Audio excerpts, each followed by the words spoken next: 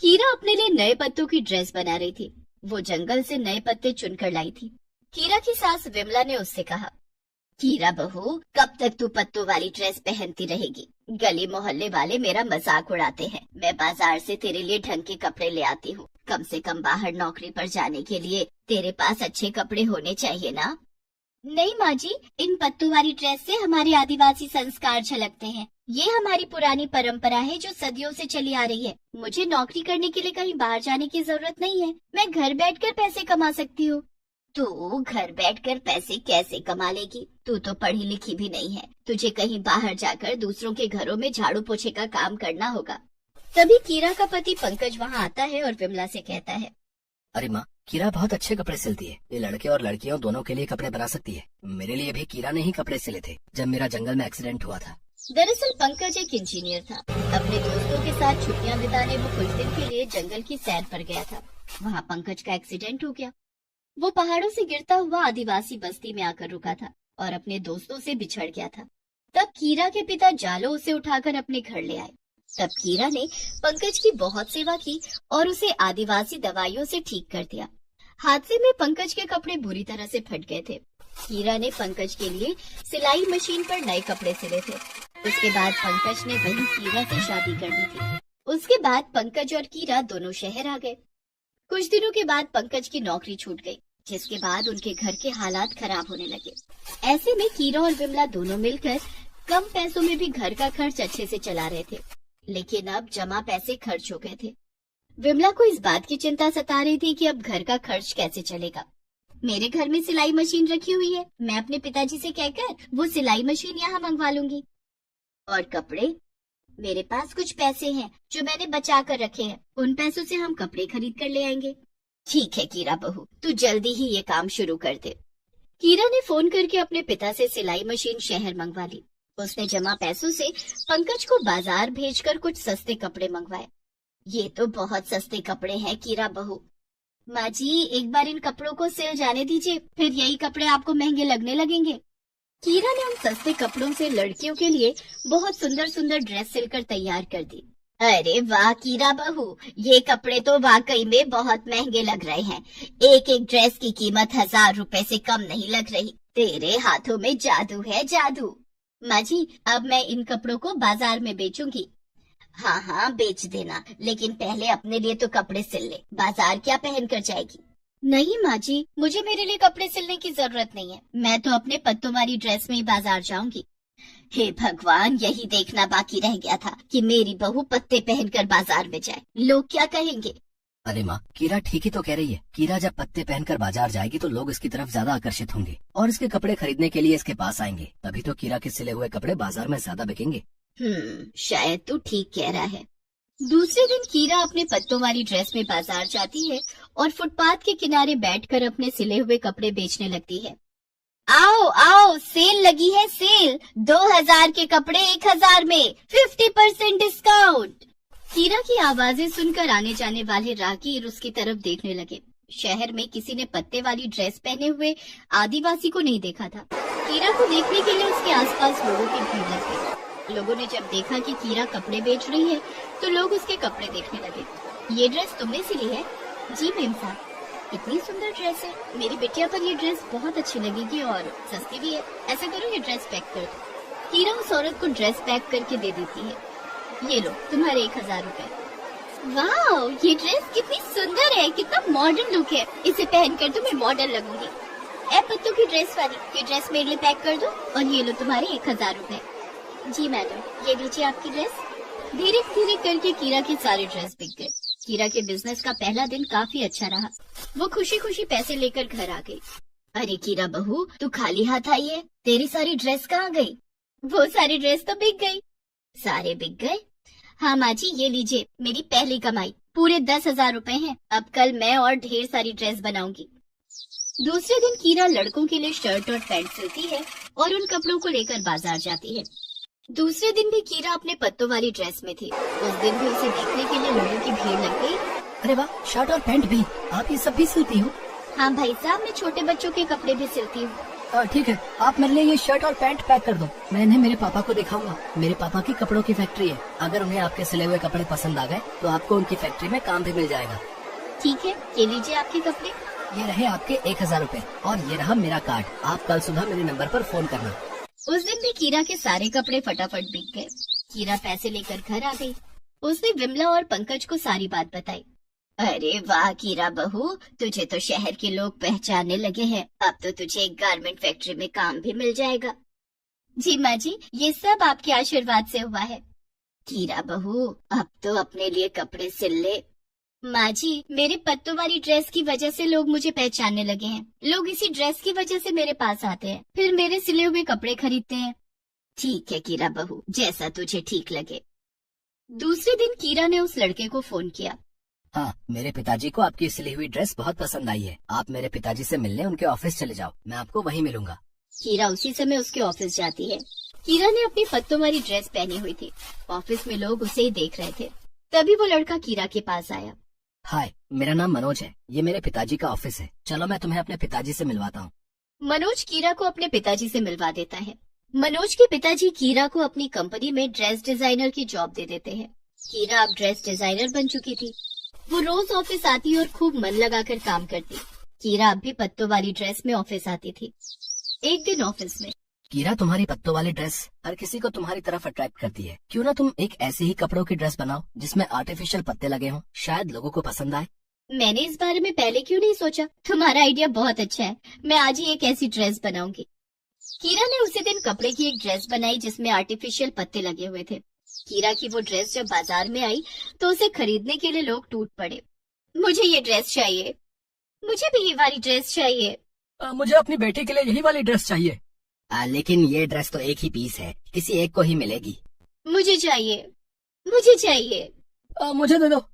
हर कोई कीरा का बनाया हुआ पत्तों वाला ड्रेस खरीदने के लिए उत्सुक था, लेकिन वो ड्रेस किसी एक को ही मिल सकती थी। लोगों ने वैसी ही ड्रेस मंगवाए जाने की डिमांड कर दी। बाजार में कीरा के बनाए हुए पत्तों वाली ड्रेस की खूब मांग बढ़ गई। कीरा के पास हजारों ऑर्डर आ गए।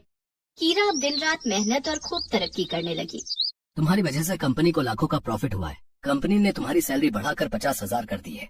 कीरा ने घर आकर ये खुशखबरी विमला और पंकज को बताई। शहर में जिसे देखो तुम्हारे सिले हुए पत्तों वाली ड्रेस पहनकर घूम रहा है। मैंने कभी सोचा भी नहीं था कि तुम्हारी ये ड्रेस स्टाइल आइकन बन जाएगी। हाँ कीरा बहू, अब तो मुझे भी तेरी ये पत्तों वाली ड्रेस अच्छी लगने लगी है। पंकज, अब तुम्हें भी मेरे काम में मेरी मदद करनी होगी। मैं कैसे मदद कर सकता हूँ? मुझे तो सिलाई आती ही नहीं। तुम्हें सिलाई करने की जरूरत नहीं है। मैं सोच रही हूँ कि क्यों ना हम अपनी खुद की गारमेंट फैक्ट्री खोल लें। अच्छा सोचा है, लेकिन उसके लिए हमें काफी पैसों की जरूरत पड़ेगी। हम बैंक से लोन ले लेंगे और धीरे धीरे करके लोन चुका देंगे। बस तुम्हें मेरी कंपनी संभालनी होगी। ठीक है कीरा, मैं तैयार हूँ। दूसरे दिन कीरा ने बैंक से लोन लेकर अपने काम की शुरुआत की और कुछ दिनों की मेहनत के बाद उसने अपनी एक गारमेंट फैक्ट्री खोली। अब कीरा अपनी फैक्ट्री में खुद कपड़े सिलती और कीरा ब्रांड के नाम से उसे बाजार में बेचती। कपड़े बेचने में पंकज उसकी मदद करता। पंकज और कीरा ने दिन रात खूब कड़ी मेहनत की और शहर में अपनी फैक्ट्री का नाम स्थापित किया। कीरा ब्रांड के कपड़ों की मांग अब दूसरे शहरों में होने लगी थी। धीरे धीरे कीरा की कमाई बढ़ने लगी और उसके बैंक का लोन भी चुका दिया। कीरा ने अब दूसरे शहरों में भी अपनी फैक्ट्री के ब्रांच खोले। देश भर में कीरा ब्रांड के कपड़ों की धूम मच गई। यहाँ तक कि कीरा के सिले हुए कपड़े विदेशों में भी मंगवाए जाने लगे। तुम्हारी मेहनत के कारण आज तुम्हारा नाम विदेशों में भी रोशन हो गया है। पंकज, ये सब मैं अकेले नहीं कर पाती। तुमने और माँ जी ने मेरा खूब हौसला बढ़ाया और मेरी मदद की। मैं आज जो कुछ भी हूँ तुम्हारे और माँ जी की वजह से हूँ। कीरा ने अपनी मेहनत के बल पर न सिर्फ अपने परिवार को मुश्किल समय से बाहर निकाला, बल्कि खूब दौलत कमाई। रमेश को इसी वक्त का इंतजार था। आज मेरा सुहाग रात है। मैं कब से आज का इंतजार कर रहा था। आखिरकार वो रात आ ही गया। रमेश के कमरे से गुलाब की महक आ रही थी। मौसम भी दीवाना था और ठंडी ठंडी हवाएं बह रही थी। कमरे के अंदर बिस्तर पर रमेश की नई बीवी उर्मिला घूंघट ओढ़कर बैठी हुई थी। रमेश कमरे के अंदर आया और दरवाजे की कुंडी लगा दी। फूलों की खुशबू से उसका मन खुश हो गया। कितनी मनमोहक खुशबू है और मेरी पत्नी कितनी खूबसूरत है। अभी उसका घूंघट उठाऊंगा। रमेश बिस्तर पर बैठा और उर्मिला के पास खिसक गया और फिर उसके घूंघट को उठाया। उर्मिला के चेहरे पर शर्म और खुशी झलक रही थी। वाह उर्मिला, तुम कितनी खूबसूरत हो। तुम्हें देखकर लग रहा है कि आज चांद मेरे घर पर आई हुई है। आप भी ना कुछ भी बोलते हो। रमेश नरम बिस्तर पर बैठे बैठे अंदर से गर्म हो गया था। उसने उर्मिला का एक हाथ अपने हाथ में लिया और तभी दीवार से एक छिपकली उर्मिला के हाथ पर गिरी। छिपकली, छिपकली, आह, छिपकली। उर्मिला बेहोश हो गई। वो छिपकली भाग गई। उर्मिला, उर्मिला क्या हो गया तुम्हें? उर्मिला! बहुत बुलाने के बाद भी उर्मिला नहीं उठी। रमेश अपने सर पर हाथ रखकर बैठ गया। सत्यानाश हो गया, मेरी तो किस्मत ही खराब है। सुहागरात में बीवी बेहोश हो गई, वो भी एक छिपकली की वजह से। हे भगवान, क्या मैं कुंवारा ही मर जाऊंगा? रमेश रोने लगा। उर्मिला को सुबह होश आया, तब तक रमेश ऑफिस जाने के लिए तैयार हो गया था। होश आ गया तुमको? हाँ जी, वो छिपकली आसपास तो नहीं है ना? अरे नहीं नहीं, वो तो कल ही भाग गई थी, लेकिन उसकी वजह से हमारा सुहागरात खराब हो गया। आपका आज ऑफिस जाना जरूरी है क्या? हाँ, ऑफिस में इम्पोर्टेंट मीटिंग है, शाम को लौटूंगा। उसके बाद हम फिर से सुहागरात मनाएंगे। रमेश ऑफिस चला गया। ऑफिस के दोस्त रमेश को छेड़ने लगे। अरे रमेश भाई, सुहागरात कैसा था? देख के ही लग रहा है मस्त था, है ना? नहीं भाई, एक छिपकली ने सब कुछ बर्बाद कर दिया। रमेश ने सब कुछ बताया। ये सुनकर वो लोग हंस पड़े। आपके और भाभी के बीच में एक छिपकली आ गई, ये तो बड़ी शर्म की बात है। रमेश ऑफिस से घर लौटा, तब तक उर्मिला अपनी सास शकुंतला के साथ खाना बना रही थी। आ गया बेटा, मुंह हाथ धो ले। बहू, खाना लगा दो। हाँ माँ जी, अभी देती हूँ। ये क्या बहू, तुम्हारा गला खाली क्यों है? वो हार कहाँ है जो तुम्हारे पिताजी ने तुम्हें शादी में दिया था? अलमारी में है माँ जी। इतना महंगा हार हर वक्त पहनना ठीक नहीं है, इसीलिए रख दिया। क्या ठीक है और क्या नहीं वो मैं तय करूंगी। जाओ हार पहन लो, 4 लोग भी देखें कि हमारी बहू मायके से कितना कुछ लाई है। उर्मिला ने वो हार पहन लिया, लेकिन शकुंतला की ये बात उसे अच्छी नहीं लगी। माँ जी हमेशा पैसा और सोने के पीछे क्यों पड़ी रहती है? छोड़ो ना उर्मिला, आज रात के बारे में सोचो ना, हम कितने मजे करेंगे। खाना खाने के बाद शकुंतला अपने कमरे में सो गई। रमेश उर्मिला के पास आया। उर्मिला, तैयार हो ना? हाँ जी, मैं तो शर्म के मारे लाल हो गई हूँ। अरे मेरी लाल गुड़िया। रमेश उर्मिला का हाथ पकड़ने जा ही रहा था कि तभी ऊपरी दीवार से एक छिपकली उर्मिला के हाथ पर गिरी और कल की तरह उर्मिला फिर से चिल्लाते हुए बेहोश हो गई। वो छिपकली भी भाग गई। हाय मेरी किस्मत, ये छिपकली मुझे चैन से जीने नहीं देगी। ऐसे ही 2 हफ्ते बीत गए। हर रात छिपकली कहीं न कहीं से उर्मिला पर गिरी जाती थी और उर्मिला पूरी रात बेहोश पड़ी रहती थी। एक दिन शकुंतला ने उर्मिला से कहा, बहू 2 हफ्ते हो गए शादी के, खुशखबरी कब दे रही हो? जल्दी से मुझे एक पोता दे दो। उर्मिला अपने ही मन में सोचने लगी, अरे अब माँ जी को कैसे समझाऊं? हमारे बीच होगा तब न खुशखबरी दूंगी। इस छिपकली ने तो परेशान करके रख दिया है। ऑफिस से लौटते वक्त रमेश एक मच्छरदानी ले आया और रात को मच्छरदानी लगाकर दोनों उसके अंदर घुस गए। अब देखता हूँ वो छिपकली कहाँ से घुसती है अंदर। मच्छरदानी के अंदर हमें कोई डिस्टर्ब नहीं कर सकता उर्मिला। लेकिन बिस्तर की चद्दर के नीचे से छिपकली बाहर निकली और आज फिर से उर्मिला बेहोश हो गई। रमेश फिर से रोने बैठ गया। अगले दिन उर्मिला ने सोचा, भला मेरे साथ ये हो क्यों रहा है? मुझे छिपकलियों से डर लगता है। इस घर में दिन में तो छिपकलियां नहीं दिखती, फिर रात को वो छिपकली आ कहाँ से रही है? क्यों आ रही है? मुझे कुछ भी समझ में नहीं आ रहा है। उर्मिला एक ज्योतिष के पास गई और सब कुछ खुलकर कहा। उस ज्योतिष ने उर्मिला से कहा, मैं जो देख पा रहा हूँ वो छिपकली तुमसे कुछ कहना चाहती है, तुम्हें उसकी बात सुननी होगी। लेकिन मैं तो इंसान हूँ, मुझे छिपकली की बात कैसे समझ में आएगी? इसका उत्तर भी है मेरे पास। ये लो, ये धागा अपने हाथ पर बांध लो, इससे तुम खुद जब चाहे छिपकली बन सकोगी और एक छिपकली दूसरी छिपकली की बातें समझ तो पाएगी ही। ज्योतिष ने उर्मिला के हाथ पर धागा बांध दिया। उर्मिला घर लौट गई। दोपहर का वक्त था और शकुंतला सो रही थी। रमेश ऑफिस में था। उर्मिला ने अपने आप से कहा, मुझे छिपकली बनना है, मुझे छिपकली बनना है। उर्मिला छिपकली में बदल गई और फिर वो चिल्लाने लगी, छिपकली कहाँ हो तुम? मेरे सामने आओ।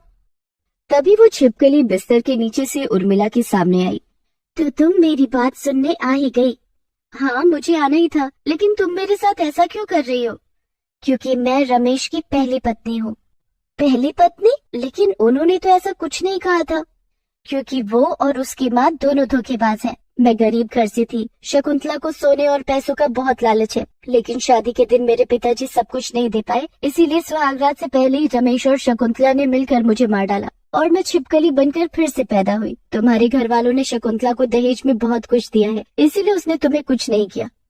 ये तो गलत बात है, तुम्हारे साथ बहुत गलत हुआ। मुझे दोनों पर बहुत गुस्सा आ रहा है। मैं एक खूनी की बीवी या बहू नहीं बन सकती, मुझे दोनों पर घृणा आ रही है।